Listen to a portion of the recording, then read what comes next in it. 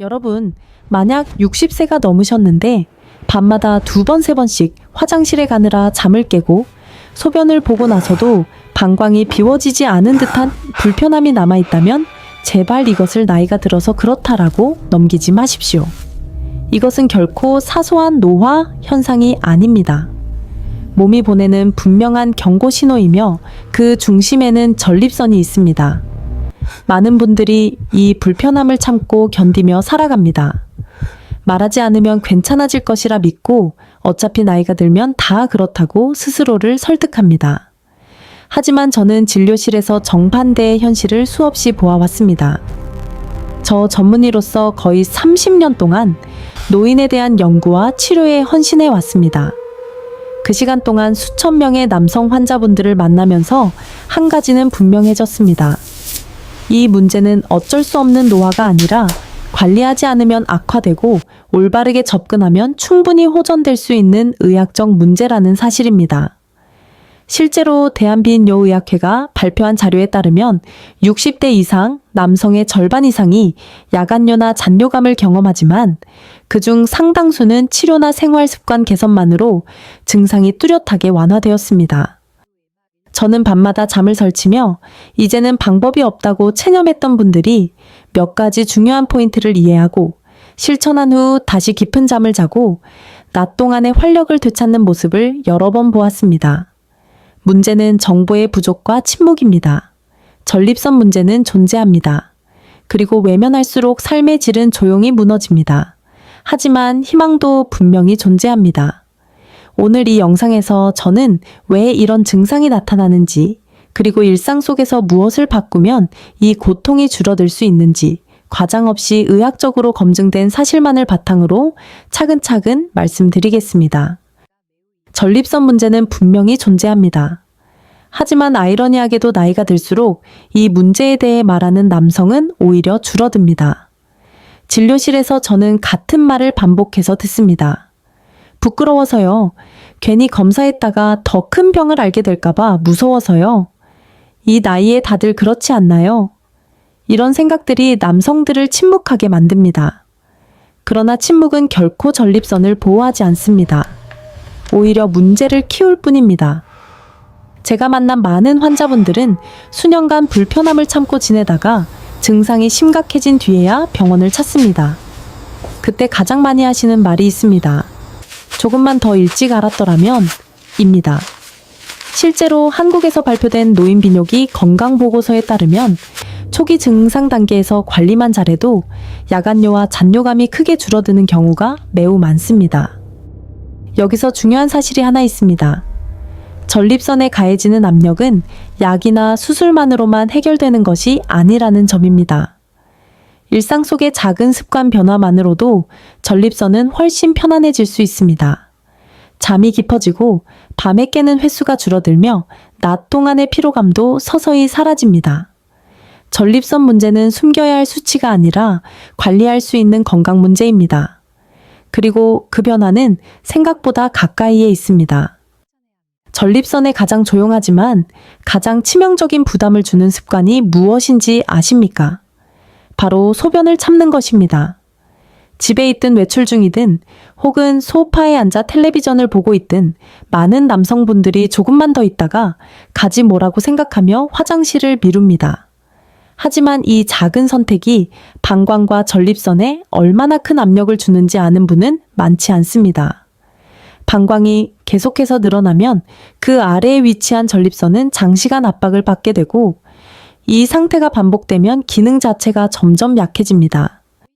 저는 진료실에서 특별히 아픈 데는 없는데 밤에 화장실을 너무 자주 간다고 말씀하시는 분들을 자주 만납니다. 자세히 여쭤보면 대부분 소변을 자주 참는 습관을 오랫동안 가지고 계셨습니다. 의학적으로 과도하게 팽창된 방광은 풍선과 같습니다. 처음에는 버틸 수 있지만 시간이 지나면 구조가 약해지고 정상적인 수축과 이완을 하지 못하게 됩니다. 그 결과 배뇨장의 잔뇨감, 그리고 반복적인 요로 감염으로 이어집니다. 다행히도 해결책은 복잡하지 않습니다. 몸이 신호를 보내는 순간, 즉 소변이 마렵다고 느껴질 때 바로 화장실로 가는 것입니다. 조금만 더 참자라는 생각을 내려놓는 것만으로도 전립선은 즉각적인 안정을 되찾기 시작합니다. 실제로 생활습관 교정을 분석한 국내 임상보고에 따르면 이 단 하나의 변화만으로도 야간뇨가 약 40% 줄고 요로 감염 위험이 눈에 띄게 감소했습니다. 불편함은 약함이 아니라 경고입니다. 그 신의 귀를 기울이는 순간 변화는 시작됩니다. 이제 저는 많은 남성분들이 마음속으로만 품고 있지만 거의 아무도 직접 묻지 않는 질문 하나를 말씀드리려 합니다.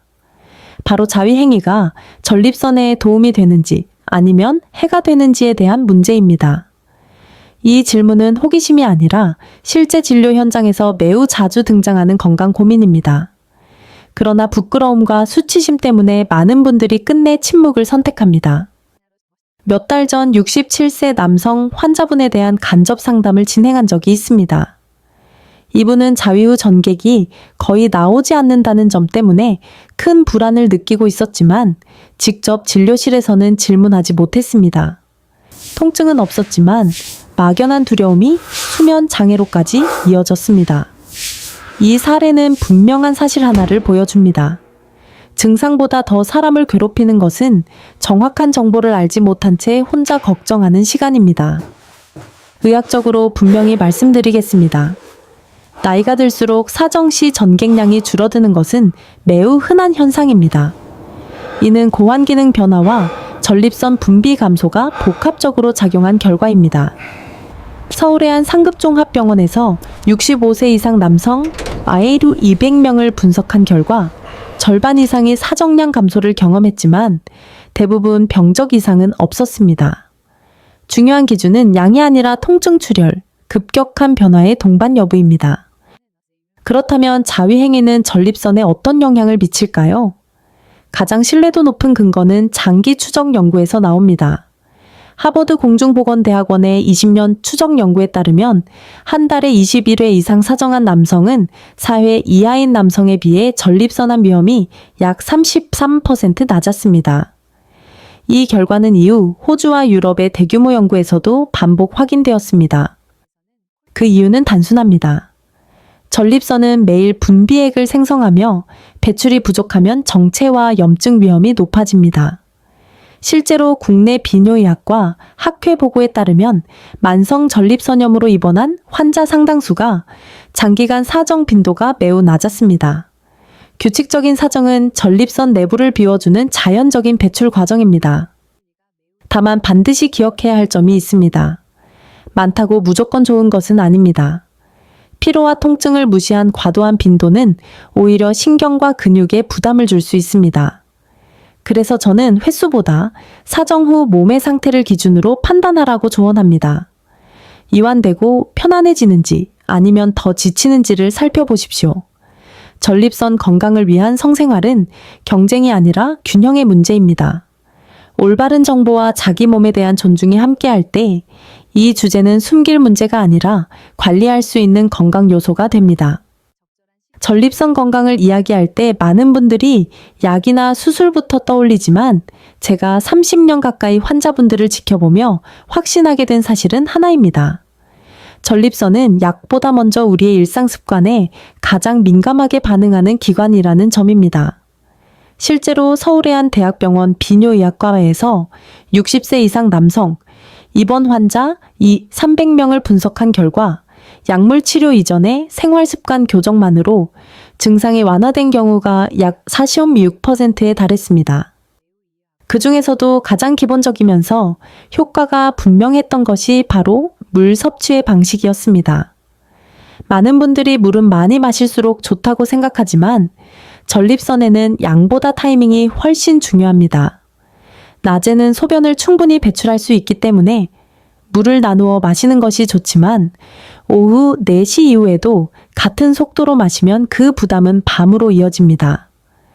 국민건강보험공단 자료에 따르면 야간뇨로 병원을 찾은 65세 이상 남성의 70% 이상이 저녁 시간대 수분 섭취가 과도했습니다. 낮에는 충분히 해가 지면 점차 줄이고 밤 7시 이후에는 최소한만 마시는 이 단순한 조정만으로도 야간요 빈도가 평균 41% 감소했습니다. 다음은 움직임입니다. 전립선은 혈류가 원활할수록 염증에 강해집니다. 반대로 식사 후 바로 앉거나 눕는 습관은 골반 혈류를 정체시킵니다. 식후 10분에서 15분 정도의 가벼운 걷기를 12주간 실천한 남성들을 분석한 연구에서는 전립선 염증 지표가 평균 35% 감소했습니다. 숨이 차는 운동이 아니라 편안하게 걸을 수 있는 정도면 충분합니다. 성생활 역시 관리의 영역입니다. 전립선은 매일 분비물을 생성하며 배출이 원활하지 않으면 염증 위험이 높아집니다. 하버드와 유럽 비뇨기 학회 자료에 따르면 규칙적인 사정은 전립선 염증을 약 40% 줄이고 전립선암 위험을 약 33% 낮추는 것으로 나타났습니다. 다만 피로와 통증이 동반된다면 그때는 휴식이 필요하다는 신호입니다. 음식도 예외는 아닙니다. 국립암센터 자료에 따르면 가공육과 당분 섭취가 많은 남성은 전립선 비대 증상으로 병원을 찾을 확률이 1.8배 높았습니다. 반대로 토마토의 라이코펜, 브로콜리와 양배추의 설포라판 해산물과 호박씨의 아연은 전립선 조직을 보호하는 데 도움이 됩니다.